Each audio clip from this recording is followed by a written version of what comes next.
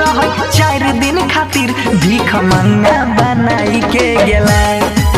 रे हमरा जिंदगी में आइल रह 4 दिन खातिर भीख मंगा बनाई के गेला नाची ऐसन नचाई के गेला सब तो कहानियों में खाई के गेला हमरा जिंदगी में आइल रह 4 दिन खातिर भीख मंगा बनाई के गेला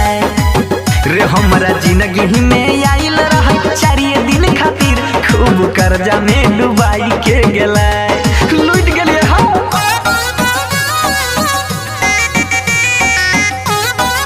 Super Movie Recording Studio Delhi.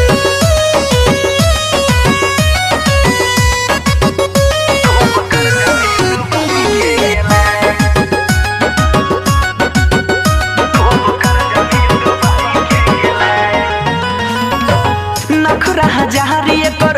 पड़ गेलै महंगा पिन्हले मंगाई रही रोजे नया लहंगा नखरा हजार पर पड़ गेलै महंगा पिन्हले मंगाई रही रोजे नया लहंगा रे हाथ में कपड़ा धराई के गेलै रोड छापा बनाई के गेलै हमरा जिंदगी में आइल रह 4 दिन खातिर भीख मंगा बनाई के गेला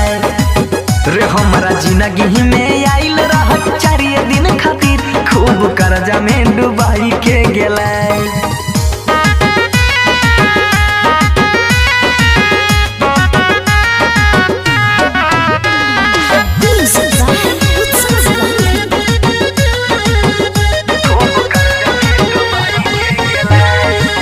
ये करे फेर हमर छूटल आजादी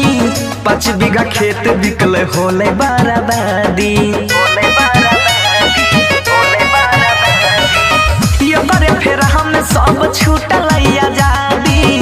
5 बीघा खेत बिकल होले बर्बादी रे बनसी धर के कनाई के गेलै आखरी में मनीष के भेलै हमरा जिंदगी में आइल रह 4 दिन खातिर खूब कर्जा चढ़ाई के गेला रे हमरा जिंदगी में आइल रह